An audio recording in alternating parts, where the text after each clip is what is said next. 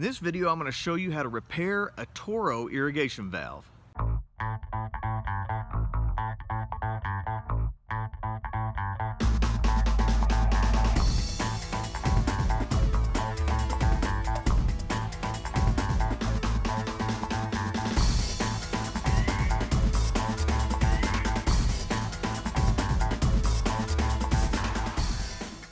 want to show you what I've got here.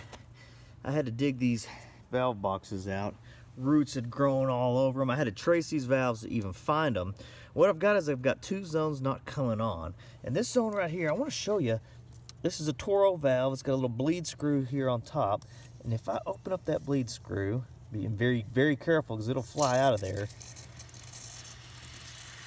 And that, when you open it up, that water right there is normal. Let me show you. Comes on manually. So let me shut this off now. So you know we've got water. So it's not a water issue, so it's got to be an electrical issue. What I've done is I've cut the wires out of where they were spliced. I'm going to tie in my arm auto tool here. We're going to test the solenoid to see if it's good. So I've got one lead, a black just going to one wire and a red going to the other wire. Now I'm going to flip this switch here on the top. And it says good, and I did this from the controller and it said good. And I can hear it trying to do something, but look. No sprinklers are on.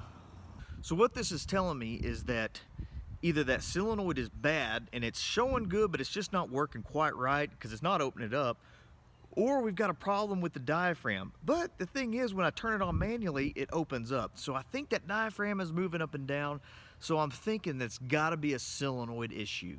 So what we're gonna do is we're gonna get a new valve and we're just gonna replace the top, the solenoid, the diaphragm, and everything. Because we're here, we've gotta buy the valve anyway, because it's actually about the same price to buy a solenoid and a valve. So just buy the new valve, put all the new parts, and you know, or at least you're more sure that things are gonna be working better anyway.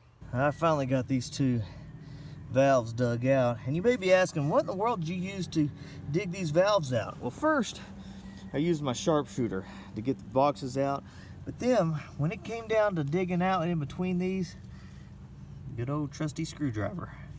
You can poke it and kind of scratch it, that way you're not messing up any of the pipes, messing up the wires.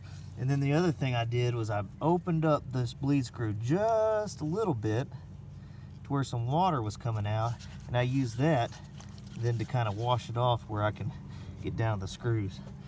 But I'm gonna let this dry. I'm gonna go get the valves I need. Now the next thing I'm gonna do is I've got my new valve, and I'm gonna take this valve apart. So you can see all your screws around here. You can take the top part of this off. This is the base down here where the PVC comes out, or different fittings. But you've got this top right here, and you can take the top off, and it's got the solenoid on it.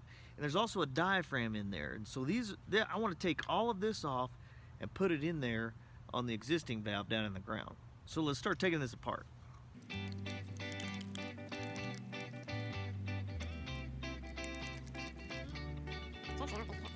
Now, something a little tricky about these Toro valves is the solenoid.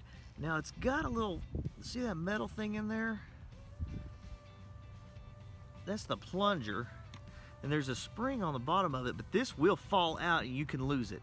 So be very careful. But you've got to take the solenoid off because there's two screws holding the top of this, the diaphragm in, that's underneath this part. So that's kind of a little trick thing, something to watch for. So now we can finish taking this apart. Usually what I do is I take the top two and the bottom two loose, and then I hold it down with my thumb because there is a spring in there, and you don't want to lose that spring either. And so hold it down and then finish taking out the rest of the screws.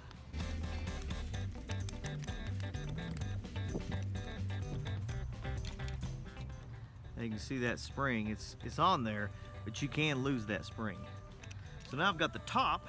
We're going to use this on the existing valve, and then this diaphragm on the inside. Kind of take that off. We're going to use this, and then I'm also going to take this piece is with the diaphragm kind of seats down on. We're going to use the new one of this also. So now this is just the base.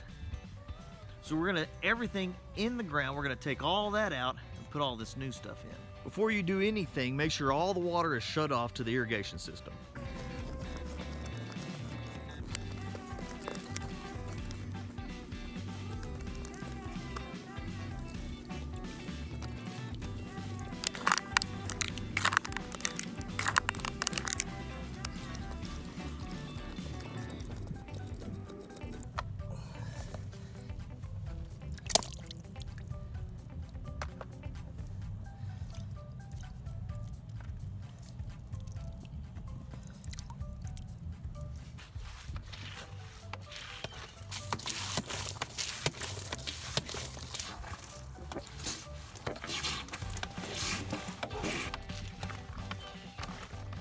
Now, having all that water is normal, so don't worry about that.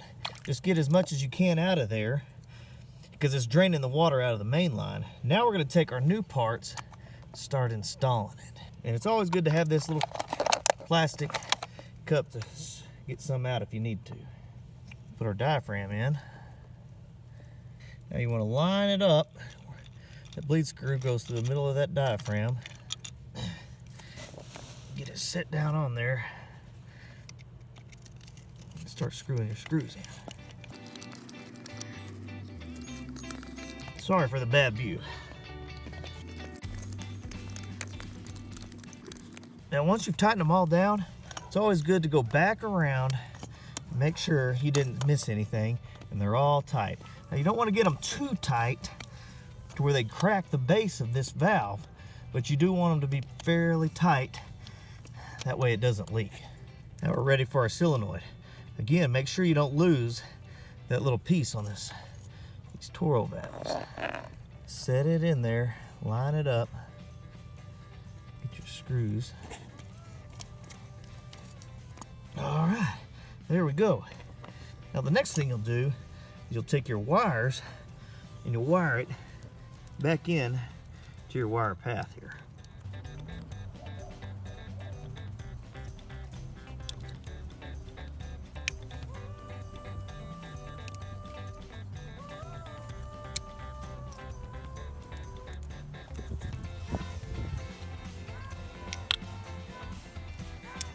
Now we're going to turn the water on, see if it works. There you go. It worked. Turned on from the controller. And that really is the best way to fix one of these valves. In this valve, it was a Toro valve. Don't forget to always be careful when you're messing with that solenoid. There's a little spring and that little plunger deal that can fall out and you'll lose it. That's the biggest tip I can give you. Now I would have liked to have shown you this in a nice clean big valve box where there's plenty of room to show you, but that's really not always going to be the case. A lot of times you're going to be working in areas like this where there's roots from trees. You've got to get down in there. It's dirty, it's muddy, you got little room to work, and that's why I wanted to show you a real world scenario, an example of how to fix one of these valves. Kelly Staggs here, American Irrigator, trying to make you a better irrigator. This channel is all about irrigation installation and repair. So if you're a licensed irrigator looking for some extra tips or see different ways how to do things, or if you're a homeowner working on your own stuff, this is the channel for you. So subscribe, that way you don't miss any tips.